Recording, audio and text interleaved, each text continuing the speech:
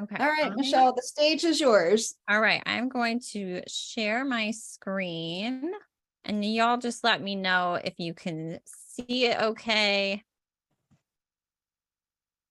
All good. Okay, perfect. So, hello everyone. So today we're going to talk about how to launch and grow a YouTube channel. And I would also need to figure out how to make these little icons smaller. We'll just run with it. Okay. So to give you a bit of an overview, I'm going to go into why I started my channel and why you might actually consider starting one for yourself. And then we're going to get into all of the technical stuff from creating your videos to optimizing your content. Now, since I won't necessarily be able to see everyone on my screen, if you do have questions, you are welcome to unmute yourself and shout those out. And then I'm also going to try and leave some time at the end. So if you want to wait until the end to ask any questions that you might have, just jot them down and then we can get to them then. Okay, but first, if we haven't met before, I have been doing marketing for about 15 years. I spent a lot of time in in-house marketing teams and I've freelanced for about 10 years now. And I was doing that on top of working full-time. So I am now just approaching my 2-year anniversary for working for myself. But I do have a bigger vision for myself.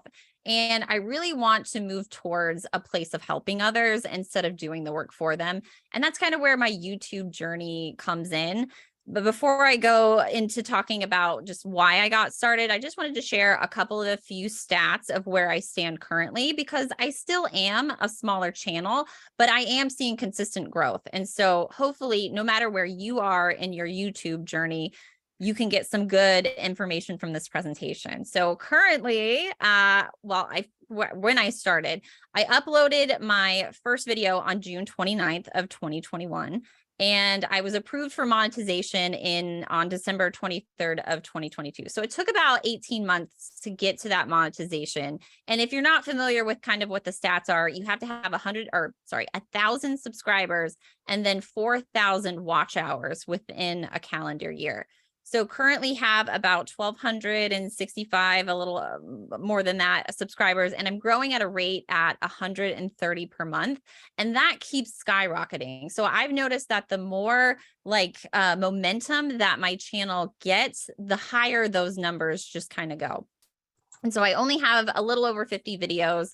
Currently getting, it's almost closer to 13,000 views per month. And then lifetime, I've already hit over 101,000 views. So why did I start my channel? And what are reasons that you might consider starting a channel? It really doesn't have to be all about the monetization. It's a nice little extra nugget, but it doesn't have to be all about that. So in the beginning, when I was working with clients, I was having a lot of clients who wanted to be a lot more hands-on with the content. So to make my life easier, I would create short videos explaining how to do something instead of writing out a novel in an email. And I found myself repeating the same information over and over. And I figured, well, maybe if I just make a video on this, more people might actually benefit as well. Additionally, if I was trying to solve tech problems for myself, creating a video on how to do it was super helpful for me, because I was basically creating a library for myself where I'm like, oh, how did you do that? Okay, let me go see what I did. And I will say, while I don't exactly know what my dream career looks like at this moment, I know that if I wanted to be a teacher or a guide in the online space eventually, that I needed the confidence to put myself out there, and I need a lot of practice to get better and better, because it can be really scary to put yourself in front of a camera. So most of my focus now is just experimenting with topics, seeing what people are interested in, and then using it to also just build my audience and an email list. There are so many other opportunities out there, though, and reasons why you might want to start a channel for yourself. So one, you can grow your business. Depending on your channel's theme, it's a great way to get exposure and promote yourself to a worldwide audience. Second, you can generate leads and build that email list to promote other revenue streams that you might have. So I've currently built a list of over 800 people so far. And I plan on cross promoting my Etsy store, which has digital templates that are actually related to my video content. It can also serve as extra revenue stream. It does take some time to get there, but if you do meet the requirements for monetization, which again, 1,000 subscribers and then 4,000 watch hours, you can get Google AdSense revenue from ads. There are also some new features that are being brought into the mix called super thanks. There's also something called super chat. So if you're doing live streams on YouTube, people can like send you like financial tips basically. And a super thank is a kind of a way as leaving a tip if they love your content. And then there are lots of partnership opportunities too. So depending on your channel content, I've had several companies reach out to me wanting me to review their products. Sometimes it makes sense, sometimes it doesn't, just kind of depends. And then I would say if you do want to be in the online space teaching, like having a membership or having an online course, YouTube is a fantastic way for people to find you and learn about what you have to offer. So if YouTube is intriguing to you, you do need to kind of figure out what your channel is going to be about. And this presentation isn't really going to go into like how to find your specific topic. I'm going to be focusing more on how to get that growth. So let's look at what type or categories of content you should be making. So you should plan on developing what I am calling your content set. That stands for self-expressive, evergreen, and trending. You're going to want to have a mix of all of these videos. The most likely largest category that you're going to have is in the evergreen space, but we're going to start with self-expressive and what does that mean? So this is basically going to be a video that's a window into who you are as a person. It's a chance for your audience to get to know the real you. So these videos are going to showcase your personality, maybe your beliefs. If you're speaking about your own journey or expressing opinions that you have, that's really going to be that self-expressive video. Moving on to evergreen. Because YouTube is a search engine, having content that is relevant for a long period of time is really going to get you more views. So these videos have a really long shelf life. They might even be timeless. And over time, these videos are going to grow and continue to bring you consistent views. And then trending. I don't typically do a lot of trending videos. I did just experiment with one using AI as the topic, and that one did get more views in a shorter amount of time. So a trending video would be categorized as featuring topics that are trending or going viral. They most likely won't have a long shelf life, but they could get you more attention in a short amount of time. So these are the types of videos that you'll want to create. What about the specific topics themselves? So let's say that you have some ideas for video topics, but then you kind of hit a wall and you really aren't sure what to make anymore.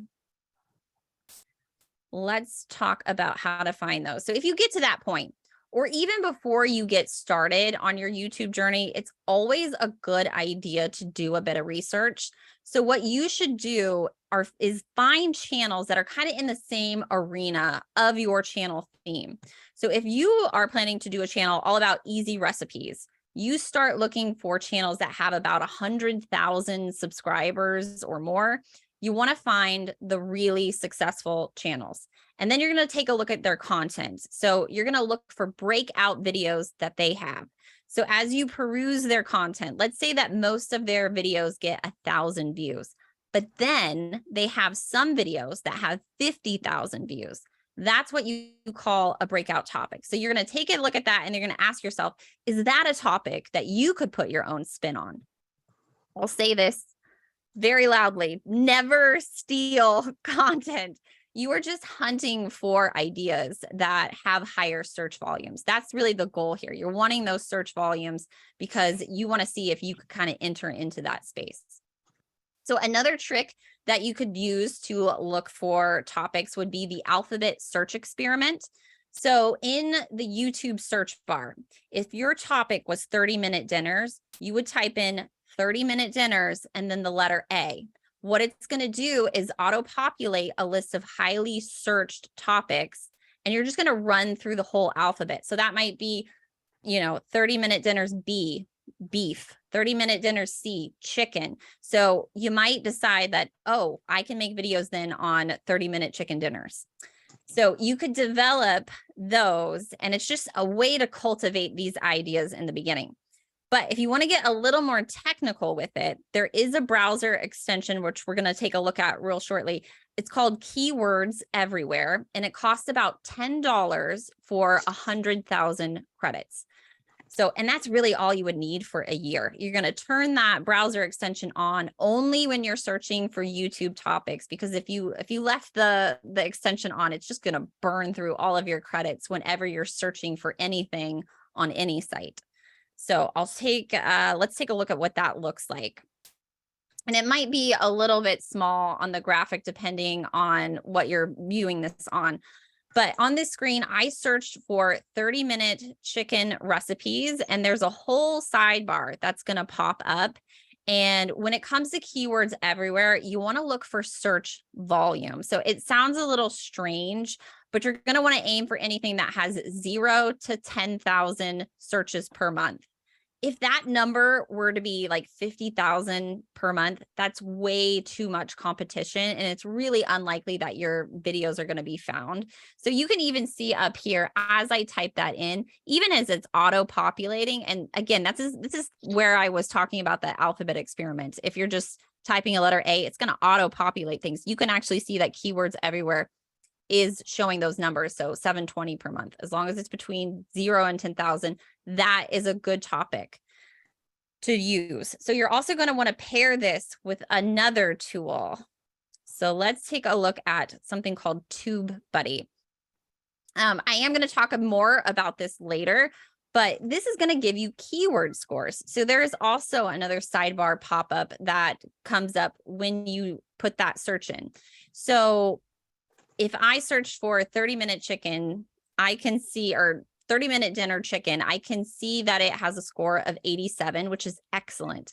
So whatever topic that you are aiming for, you at least want to have a score of fair, but better, the higher is obviously better. So you can actually, as you're typing in, you can throw in some other keywords in there to see if it boosts that score up. So it's just another great tool to make sure that the topics, and this is also helping you formulate titles, the topics and the titles that you're going to put out there are something that actually people want to watch and that don't have that much competition, so that you can really get into that space. So once you have your topics, now you kind of need to create your videos, right? So how do you film these? We're going to walk through some tips for the equipment that you might consider, and then I'm going to show you my crazy setup, just forewarning. Be like, you don't have to use what I use. I just like to show, what process I found to be the easiest. So starting with the bare minimum, you do need a camera and you're going to need editing software. If you don't have a lighting source, then you can use natural lighting and you can get by with just those 3 items. A couple of nice to haves that I would consider would be a microphone for better audio. By upgrading your camera, you might have access to extra features that if you were, like, say, using your phone, wouldn't have. You can get a better quality if you're using a nicer camera versus a webcam. And if you do upgrade, then I would suggest getting a tripod as well. So we're going to go a little bit deeper and we're going to break down the equipment kind of one by one, starting with cameras. So some things to consider. So when I first started, I didn't even put myself on camera. It was just a straight screen recorded tutorial. But I realized that if I was going to commit to this, and I wanted quality videos, that I was going to need to put myself in front of a camera. People need to get to know you if you want to be in this online space. So I do recommend considering an upgraded camera. It makes my life easier because I don't have to worry about videos taking up space on my phone. It's super easy to just plug my SD card into my computer and grab the videos. I will say I also have a lavalier mic that plugs directly into my camera, so that helps my audio instantly. I do have the ability to customize my shot with my camera, so I can set that ISO, the aperture, and the shutter speed so that I know that everything looks good. And then my DSLR does have an app, which makes filming by yourself very easy. So I can connect my iPad or my iPhone to my camera and I can see my shot. And then there's a big red button that I can start and stop the video. And I'll actually show you a photo of what that looks like later. So I will say, if you planned on doing lengthy videos, a DSLR might not be what you want. Most of them, some of them have 30-minute auto shutoffs when it comes to filming. So a camcorder might actually be a better investment if you're planning on doing really long videos, especially if you were going to do videos, like let's say you had a membership or a course and you planned on doing super long videos, a camcorder might actually be your best bet. But as we go through each of these, I am going to tell you what I use. So I have a Canon 90D and I have a couple of lens options that I use for that. And then if I'm just doing a straight screen recording and I am going to use an inset of my face, then I'm just using my MacBook Pro camera because I don't really need a super high quality camera for that. And it's so small anyways. So I just get by with that. Moving on to audio. So like I mentioned, I would definitely recommend getting a microphone if you can. And the most important is when you are doing your videos and you've got your audio film, make sure that you remove the white noise. And that can be done in any editing program of choice. Most of them have them. It'll just make the listening experience so much better for your viewers.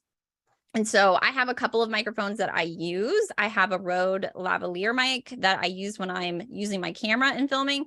And then I've got a Blue Yeti, which I'm actually using right now. That's on a boom arm. And then I use Adobe Premiere Pro to edit my audio. For lighting, always have a light source in front of you and avoid any kind of light source behind you. So if you have a window behind you, you're probably going to need to find a new place to film. So you can actually see there is a window behind me, but I've got a blackout curtain there. So, and I've also, I've got a ring light set up here so that I make sure that I've got that light source in front of me. But if you don't want to invest in lights, that is okay. Using a natural light source is fine. It just might mean that you have to set up in front of a window and then you're facing that window. And then what I use, I do have a softbox adjustable light. So it's very much like the one in that picture. And then again, like I mentioned, I've got that ring light on my desk. It's kind of a fancy setup. It's got two small ring lights. There's a mirror and then a place to hold my phone if I wanted to do a recording with just my phone. Okay, we're going to go into recording techniques now. So we've got the basic equipment down. The one thing that I learned early on is that if you're going to freestyle your video, it's probably not going to be great. You're probably going to say a lot, and then you're going to be searching for your words, and you're probably going to forget like really important things that you wanted to say. So my solution is to write a script. If you're not super into writing scripts, at least write an outline. So there's a couple of techniques that you could do to film your videos. The one way would be the line by line technique. Now, what you would do is you would look at your paper, you would memorize your line, look at the camera, recite it, and then move on to the next. So you're just doing it line by line and you're just recording in kind of snippets. I will say that's going to make your editing process a lot more intensive because you're going to need to make a lot of cuts. So if you're comfortable doing that, and that's the kind of style of film that you'd like to make, by all means, go for it. But if you want to get a bit fancier, you can do what I do, and you can use a teleprompter. So this can make filming way faster, and it can also make your editing process a lot easier. So what do? I do write my scripts beforehand, and that way I make sure that I don't miss any info that I want to talk about. And I did buy a teleprompter rig, which allows my camera to be mounted behind the glass. And then it has a tray that holds my iPad. And I use an app on my iPad called the Prompt Smart Pro app. And so it has the ability to follow my voice as I talk. But I also have an iPhone that I have a remote control that controls it too, because it gets stuck often and it's super frustrating. And so a lot of times while I'm filming, I'm like constantly tapping my phone to make it go forward. Let's talk about your script.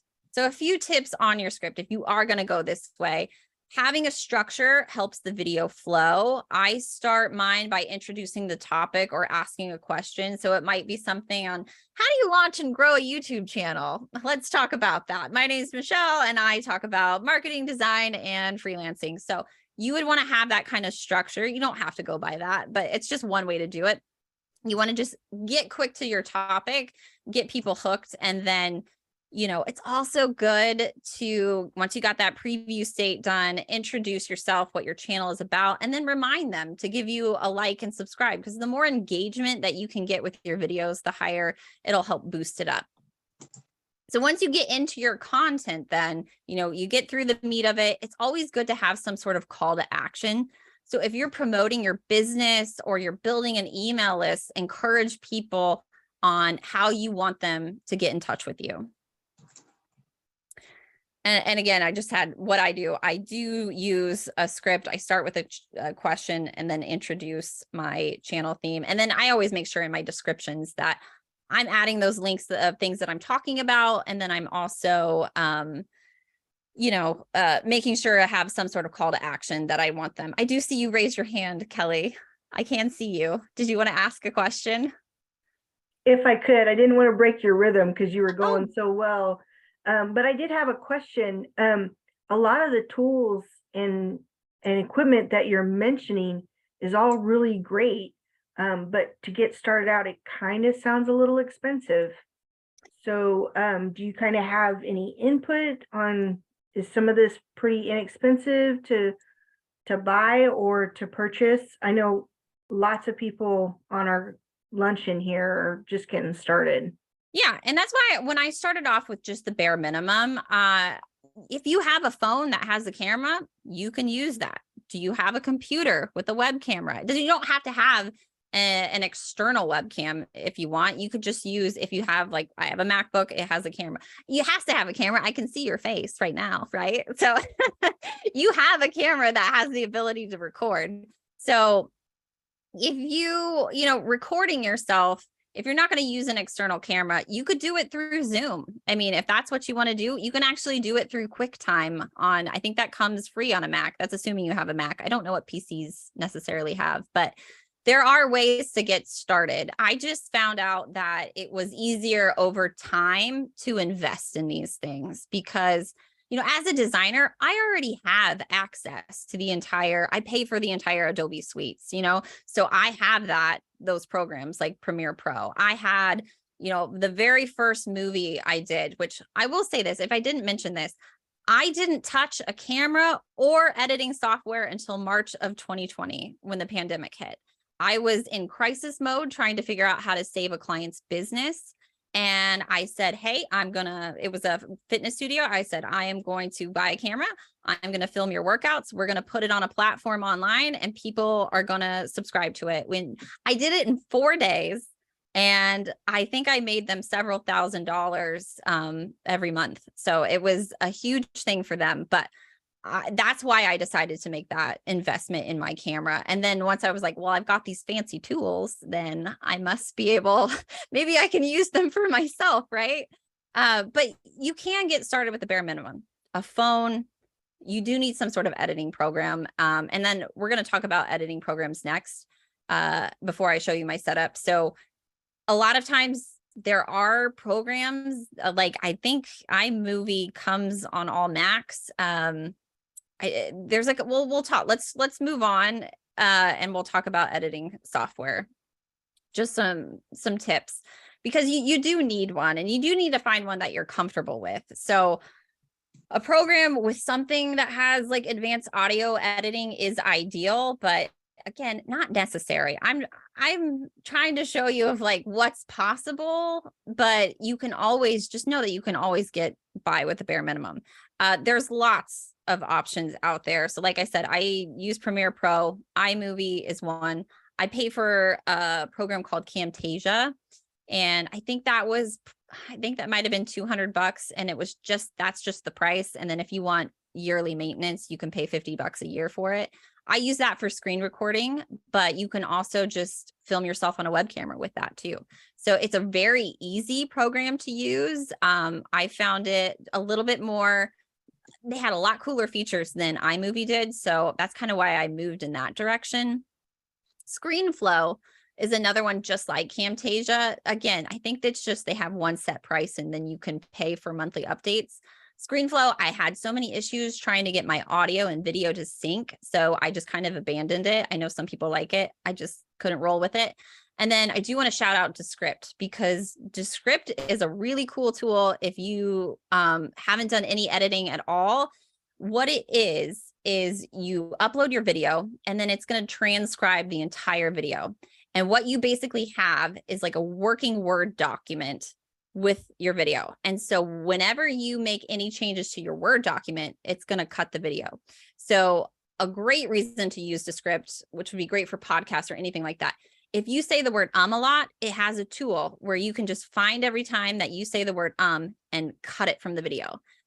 If you say something that you don't like, you can actually just delete those words and it'll cut it from the video. So it does make video editing pretty easy to chop things up, not super advanced when it comes to like, oh, if you wanted to adjust your color or, you know, audio levels, it might not be the most robust tool, but if you were just getting started, Descript is kind of a really cool tool to check out. What I do use, like I mentioned before, I do use Premiere Pro, mostly because I pay for the suite and I have access to it. That goes for both audio and video. And then when I am doing my screen recording for tutorials, I use Camtasia. Hey, Michelle, I just want to point out real quick, sorry to interrupt you. Sure. If anybody is looking for a free video and audio editing software, DaVinci Resolve, I put it in the chat as well, it does have a paid option that's $300. It's a one-time fee versus Premiere's yearly subscription model. But the free version is pretty robust in and of itself, and usually is enough to get through any beginner stuff that people need to get through. Yeah, and that's awesome. Thank you so much for, like, I don't know everything that's out there. I've only kind of just stumbled along. Like I said, my journey hasn't been long, but I have seen a lot of growth. So, you know, I know that there are so many resources out there that it is possible to just get started with what you have. And everything on top of that is just a bonus. So I'm going to show you my crazy setup now. On the top image, you can see that's actually my Canon app on my phone. So it allows me to see my shot. I've got that big red button to start and stop my camera. That way I can get ready. I can see how I look and I don't have to like start the video by getting up and down. I can also change my ISO and my aperture settings if I need to on my phone. The bottom left is my teleprompter, which you saw before. And the bottom right is just the behind shot of that. So my camera is mounted behind with my microphone transmitter plugged into it. And just that running list again, I know it's a lot. And like I said, it's what I do. It might not be for everyone because I am a one-man band and I am doing everything by myself. I try to make things as easy as possible for me. So I've got my Canon 90D, I've got my Rode lavalier mic, my Yeti mic on a boom arm, my iPad Pro, which is a 12.9 inch. I have my current phone, which I use for my remote. I debated about this and I decided not to get rid of my old phone when I bought the new one this year. And so my old phone is actually what I use for my camera preview. And then I've got my teleprompter rig. I have my app, this Prompt Smart Pro app, and then it also has another app for the remote control. And then my adjustable softbox lighting and my tripod to hold everything. So it's a lot. I understand. Like I said, forewarning, you do not have to do what I do. But I do have a bonus tip though, because of this setup, the reason why it's great is the teleprompter setup is a great way to take self-portraits. Reflecting my live shot from my camera allows me to grab shots for my thumbnails. So this is how I make my YouTube thumbnails. I can just start a video and then I can see exactly what's being filmed. And in my video, the trick is you just got to hold poses. So you might just like slowly like turn your head, give different smiles. It's really awkward. And then what you do is you take that video and then you pop it into your editing program, and then you can render a frame from it. So then you've got a shot. This is also great. Like if you wanted to do family portraits by yourself or something like that, you could have a setup like this, and then you could see exactly what you're looking at and then just get your photos. The secret is if you want a really high resolution photo, you would just want to take a 4K video. You could even do it with your phone if you wanted to. Oh, just an extra tip. So we're going to get into, and I'm going to try, I've got so much content. I'm going to try to speed through this as best I can. We're going to talk about how to optimize your videos. So once you get all those filmed, how do you get them seen? We're going to start with your title. You got to start with SEO in mind. Make your title around 60 characters or less. That way your title doesn't get cut off when the search results. So if people are looking on different devices like your phone or even your TV, you want them to see your whole title. So try to make it 60 characters or less. Pack in as many keywords as possible in that title. And also don't spoil the result of your video in the title, because otherwise what's the point of people watching it? Moving on to tags. So tags are important. When you are uploading your videos, you'll get to a section where it has where to add tags. You've got 500 characters to use for your tags. Use them all. So tags can either be one word or keyword phrases. An example, websites versus WordPress website tips. So that's just a little bit more of a robust keyword phrase. Your channel name and your video title should always be a tag. TubeBuddy is a great tool for tag suggestions. So as you're filling those out, TubeBuddy will like see what you're typing and it'll say, hey, how about this? How about this? How about this? And that way you can just click them and then add those tags. TubeBuddy is also great for getting inspiration from other channels. So when you have TubeBuddy installed, if you go to somebody else's video or somebody else's channel, you can see exactly what tags they use. That might give you ideas on better terms to use for your videos.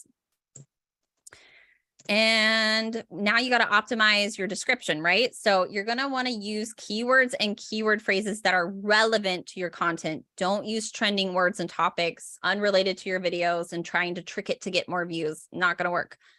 Typically, it could just be around 500 to 1,000 characters. You don't need to go crazy. You have up to 5,000 characters, but there's no need to really use all of them. Again, don't give away your content of the video in the description. Otherwise, there's no point. It should be written like a preview or a short teaser of what is discussed in the video. And then try to include as many of those tags as possible also in your video description. And then add links and call to action. So if you're talking about it in your video and you're telling them to go check out your description, make sure you put those there. We're going to talk about optimizing your thumbnails. So there's a rumor going around that thumbnails are going away. So it may be true. If you scroll on your phone, if you use YouTube on your phone, you might start to see as you're scrolling, people automatically, it'll just start playing the videos. And there's kind of like, you can't even see the thumbnails. That may take over, but until that happens, you still want to produce optimized thumbnails. So keep the fonts large, simple, easy to read on mobile. Try not to use more than 3 or 4 words. You got to think in terms of Netflix. You know, it's like people are scrolling, you want to catch those people's attention. Do not write out your full title in the thumbnail. I've made this mistake and I have yet to go back and change those thumbnails, but someday. Incite curiosity and try to be relevant to the topic. Try to keep the text on the left side if you can to avoid the timestamps, especially when you're on mobile. Those timestamps are a little bit bigger. So you don't want any of your text to be obscured from the timestamp. And then faces do tend to work better. That's not necessarily true if your content is all about, animals or something, but whatever it is, that seems to grab people's more attention. If you can sort of incite some sort of emotion, people are more gravitated towards clicking it. And you want your goal is to have a 2 to 10% click-through rate. Obviously, anything from 5% and higher is really, really good. And if you aren't a designer, that's okay. You could try Canva templates. Canva is a free tool. They do have a paid tier, but you could go into Canva, you could create a 1920 by 1080 document and then type in Canva templates or YouTube thumbnails, and then they'll have a bunch of designs like that you can customize yourself. So it's a good place to start if you if design isn't your forte. So we're going to go into optimizing your channel. So here are some general tips to optimize your channel. When naming your channel, if you're kind of looking for an SEO trick and you're just starting out, you could use something like your name plus your niche. So going back to the examples that I had earlier, if I was focusing on, easy dinners, it might be Michelle Schneider, 30-minute dinners, something like that. And that could help you become more searchable. It's always good to brand your channel by adding your profile image, adding a banner image. For that banner image, consider including like what your channel is about and how you help others. And then also good to add a watermark to your videos. So those 3 items are actually all in the same section when you are setting it up. A watermark is clickable and it encourages people to subscribe to your channel. So you get to choose how, like if you want it to be on at the beginning or the end or all throughout your video, but just another way you want to encourage those the subscriptions. So you also want to fill out the description in the basic info section. So this is kind of like if you go to the about your channel, this is just info about you. It can be brief. Just tell your viewers who you are, what your channel is about, and how you can help them. And then this is a really cool one. I don't know if many people know about this. You want to create and promote your subscription link. So if you're going to use your URL, if you don't have 100 subscribers, it's probably going to be a super long URL, but they did just roll out handles. So you could use your handle there, which I have as an example shown. If you do have 100 subscribers, then you can create a custom URL if you wanted to. But what you're going to do is you're going to take your URL and then you're going to add !sub__ confirmation equals 1. And what that does, when you use that URL to promote, let's say on a social media or on your email signature, it takes them to your page, but it forces them to view a pop-up that is either forcing them to subscribe or close out of it. So it's a way to really just make sure that people are subscribing to your channel. And then, of course, you also want to add the tags to your channel. That can be found in the settings. So in your YouTube studio, you would click the channel tab and then I recommend using all 500 characters that you have available. And you're just using tags that you think people would search for in order to find you. But we're not done yet. More channel optimization. So you want to add your websites and social links to your top banner. I will say that first web link, which you can see here, is the only one that has a title. So if I would use that first link as a lead generator, if you're trying to grow an email list, so use it to send them to a landing page. You also want to set your channel trailer and your feature video. A channel trailer is shown to all non-subscribers, and then the feature video would be shown to subscribers. So you can kind of tailor what that content looks like. And then finally, I would categorize your videos into playlists, and that way you can add those as sections on that default YouTube landing page that you have. But with all of those tips, it's always good to know what YouTube likes you to do. And if you do have TubeBuddy, it also gives you a checklist to kind of tell you and remind you these things. So when you're uploading, you do want to have a high resolution thumbnail. You also want to do info cards. If you're not sure what those are, a lot of times if you mention, oh, I have this other video, and then you see something pop up above their head, that's an info card. So you can put links to other content and videos in there. You also would want to do an end screen. You customize your video with a fancy end screen, but it's usually a way to promote either a video, a playlist that you have, or another your profile image to subscribe. It likes it when you pin comments. It likes it when you get likes on Facebook. If you have captions added, if you've hearted a comment, and then chapters added. And I don't do all of these things. I do most of them because for like chapters, you don't, unless you have a really long video, it doesn't necessarily make sense to add chapters. But this is just a way to make sure that you help get boosted in the algorithm. And so I'm going to move into some final thoughts and some nuggets of wisdom, because I feel like I've learned a lot, but I'm still always continuing to learn all the time. I will say that YouTube is not for everyone, because it is a very vulnerable thing to put yourself in front of a camera. And it does take a little bit of confidence to pull off. So I did want to share this quote which has a little bit of a weird source, but I liked it. So 90% of life is confidence. And the thing about confidence is no one knows if it's real or not.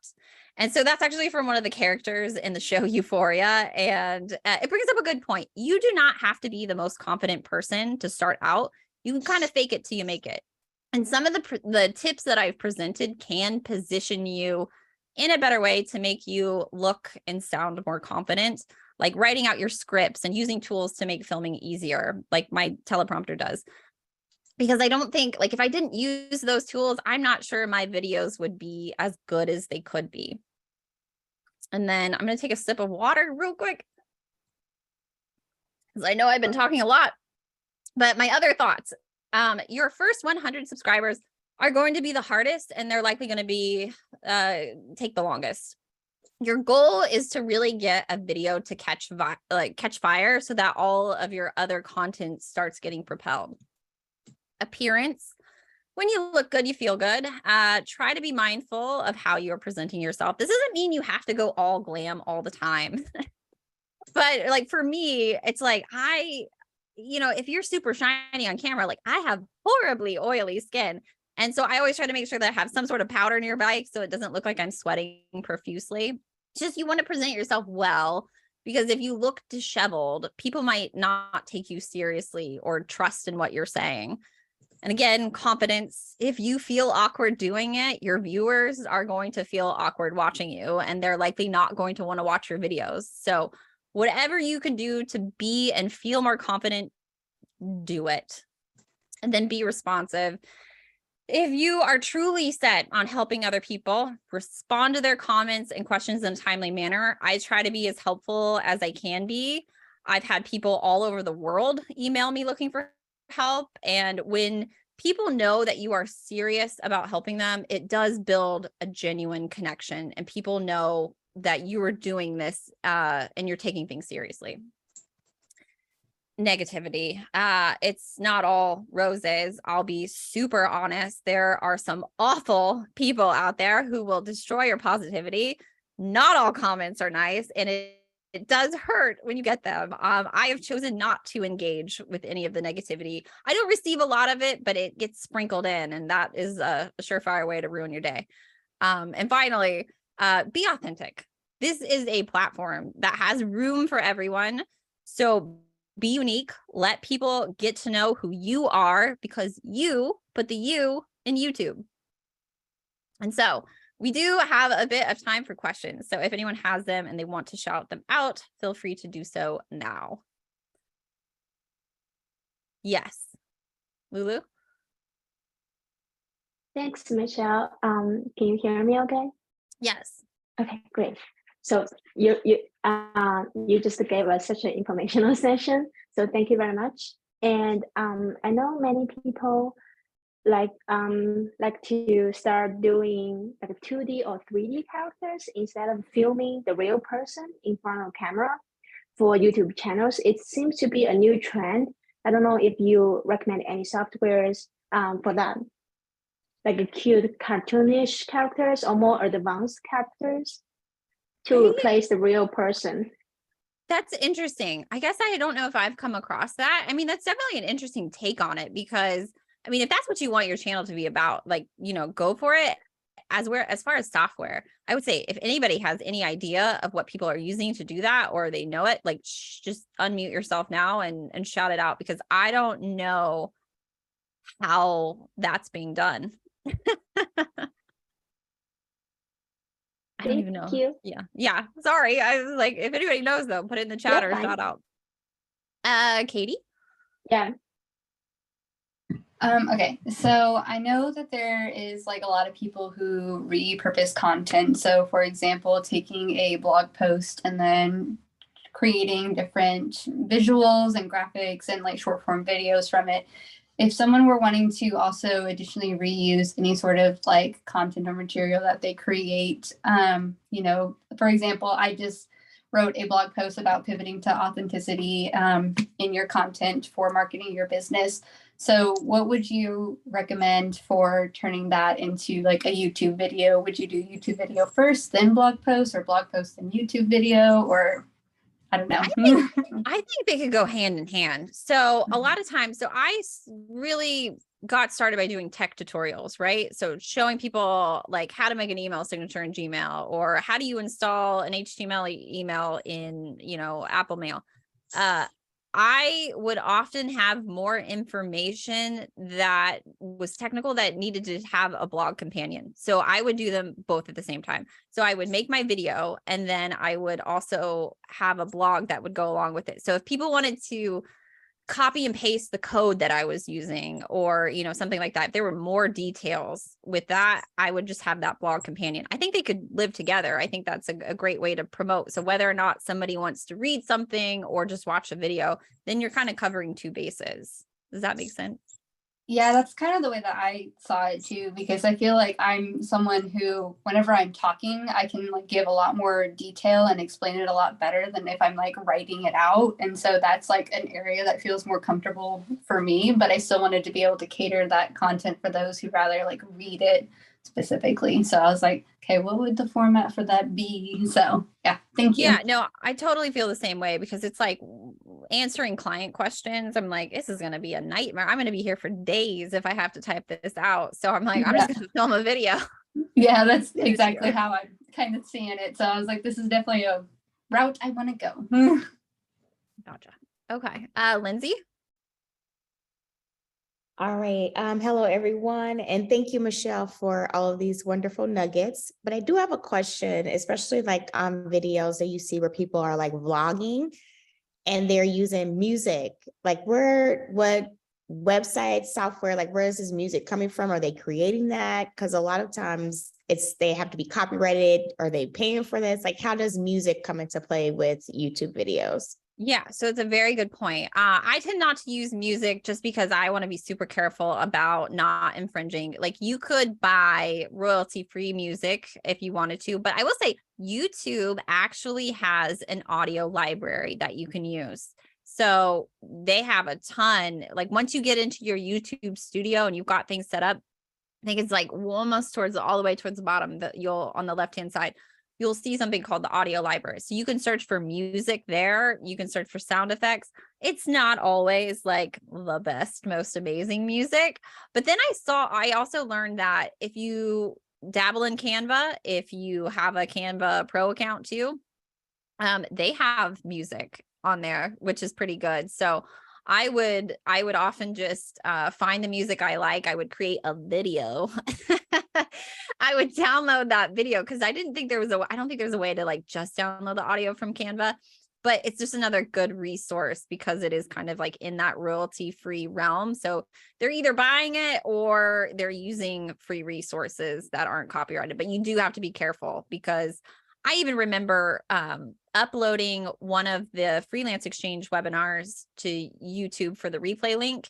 And during it, the individual had played Eye of the Tiger and it flagged it. And so it's like, you got to be super sensitive about the music that you're using. Perfect. Thank you. Yeah. Anyone else? Let's stop sharing for now so I can see everyone. I know that I feel like that was a lot of information that you're probably just drinking from a fire hose right now, right? Thank you, Michelle. That was wonderful. It looks like Andy's got a question. Yes, thanks, Michelle. Yeah, sorry, Andy. During the presentation, you talked about having the tags in your channel description as another way to help, boost the searchability. Where, I guess, on the channel would you put those tags? Obviously, it's not in the about section, but is that like on the back end within settings that you insert those? If you can give me 1 second, I will actually just pull that up if that would be helpful. I'm trying to figure out how do I get out of these screens? Okay. There we go. Let me find. Okay. No, that's not it. Let's go to the dashboard and then I'll reshare my screen here. Okay. Share screen. Here. Okay. Hopefully you can see this. But when I am in my dashboard over here, there is settings, and then you are going to go to the channel tab. And then this is where you put in the keywords for your channel. So you want to use as many characters as you can, and you're just putting in those words there. I'll also show you, if I can, a really cool thing is when you go to someone else's, let me see if I can pull up someone else's video so that you can see. I'm gonna hit pause on this. I'm gonna see if my TubeBuddy, there we go. Okay. So when of course, this is like something about Mr. Beast did, but video analytics, I can start to see the tags that they're using on their videos. I can see how many best practices that they have, some stats about their channel, about how many views they're getting. And so this is specific to a video, but if I was also just to go to their actual page, so you want to grow your YouTube channel as fast, and that is what you call the what is it? It's like the content, the preview video that you can set. It's not doing it on this one, but a lot of times just by going to their actual page, TubeBuddy will give me some information about the tags that they've used for their channel itself. And that's where this is being set. Is that helpful? Yes, it is. I've found it on mine, so I'll start putting more in there. Yeah. Yeah. Forward, so the settings, really, you've got, you set your default limits, channel. That's where you put your country and your tags. This is actually I think they started, I don't know if it's TubeBuddy that's doing the reuse details, but if you wanted to set a template for yourself, upload defaults, you could kind of have a structure for your title. You could put in a structure for your description. So if you're using like the same kind of call to action links, or hashtags or something like that. And I didn't add hashtags, but it is always good to put 3 hashtags on your videos.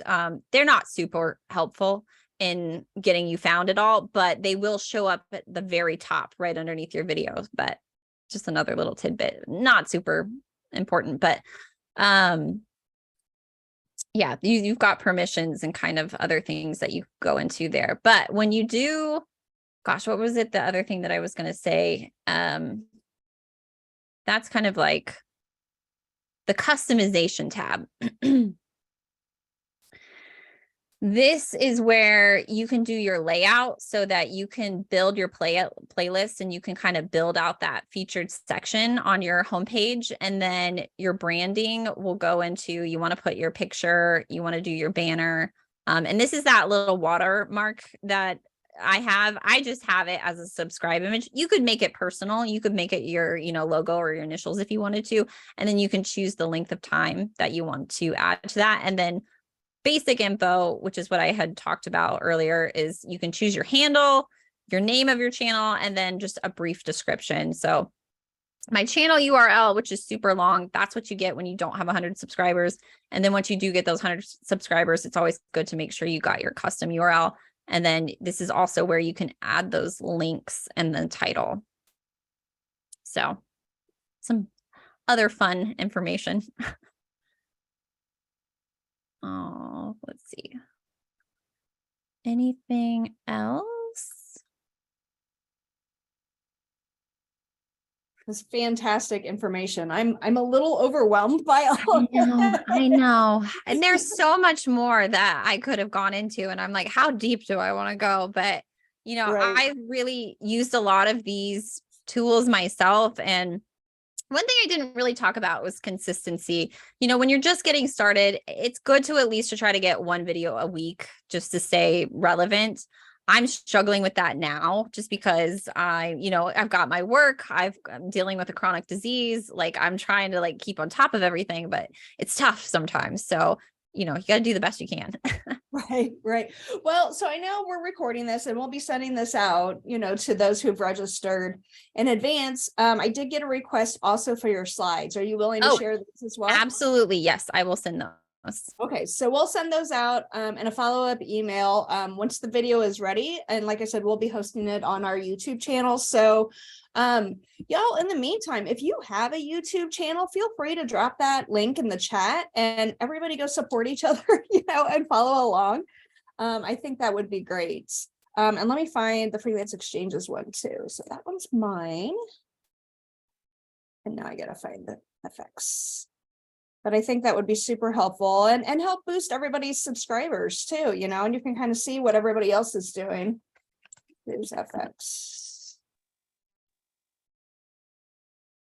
Awesome. Any other last minute questions about YouTube, about launching, growing, all that jazz?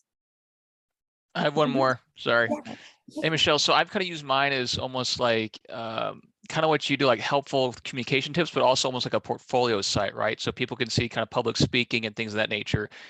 Do you find that's confusing for the audience? Because I've kind of kept the tips at the very top playlist. That's the first playlist you'll see as you scroll down. Is that kind of confusing, almost having kind of multiple uses for the singular channel versus it being just like a straight up comms tips one and then a separate like Andy portfolio type of YouTube channel? Well, I mean, the one thing that it has in common is you, right? So, Right. I mean, if you're kind of like the face and the brand, if it's going to be, all about you, then I don't think if it's super confusing. Because like I've often struggled with this myself, trying to figure out, well, it's like, what direction do I necessarily want to go into? I love doing the tech tutorials because people find them super helpful and they have the largest amount of views out of all of my videos. But I also know that I want to start talking about my freelancing experience and like giving tips and helping others, even though I'm still just a baby in this world. I feel like I've learned something, and I feel like just by talking about it and sharing about it, that it can be helpful for others. So I do tend to have a couple of mix of my topics of like, freelancer tips plus tech tutorials, which might not have the same audiences, but they still have me in common. So yeah, that makes sense. Okay, I appreciate it. Because I figure if I'm coaching people on media training or public speaking, then here's examples of me actually doing that. That would be helpful as part of the channel. So that makes sense. Yeah. And like having those playlists, separating that out, super good to do that. Thank you. Anything else, y'all? Getting lots of comments in the chat saying thank you and great job. Lots of people dropping their channels here. So if we don't have anything else, I say we wrap things up. We get done early. I mean, who are we? That's awesome. Oh, Corwin, did you have something?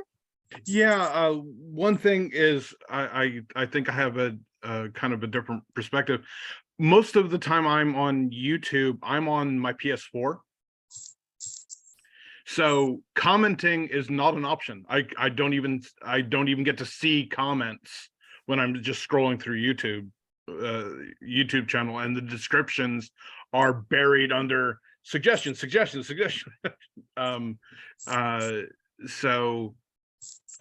it's a great way of just surfing and finding a lot of content, and subscribing is really easy because it's all just click. So I think I was watching it for 6 months before, because everyone's like going, leave your comment down below. Where how do I do that? Oh, I'm supposed to do this on my computer. Oh, okay. I know. I tend to actually watch a lot of YouTube on my television, so through my Apple TV, and it's kind of the same experience where I can like videos if I scroll around enough and figure it out, but you can't see comments. So you do have to either be on a phone or, I think like if somebody is really wanting to leave a comment, they'll find you, even if it's negative. But it's really nice because it's very easy to optimize for search history. And so, and once you're logged in, those times that I have wanted to leave a comment, I can, since it's in my search history, I can just go back on my computer and leave a comment. Yeah, that is true. And I think that's like when you're doing devices like that, I think that's why having a good thumbnail is probably important, and making sure that people can read your title and it's not like being cut off. So just that's where that optimization can really come into play. But I just wanted to throw that out. Thanks. Yeah, thanks. All right. Well, if nobody has anything else, I want to take this opportunity to thank Michelle by all means. Round of applause going on here. Thank you so much for such great information. But yes, we will be sending out the recording. We'll be sending out the slides as soon as they are available. We will let you know. Again, please join us at our next happy hour on February 16th at the final. And without further ado, I bid you a good day. Happy Friday, y'all. And we'll catch you on the flip side. All right, take care. Thanks, Michelle.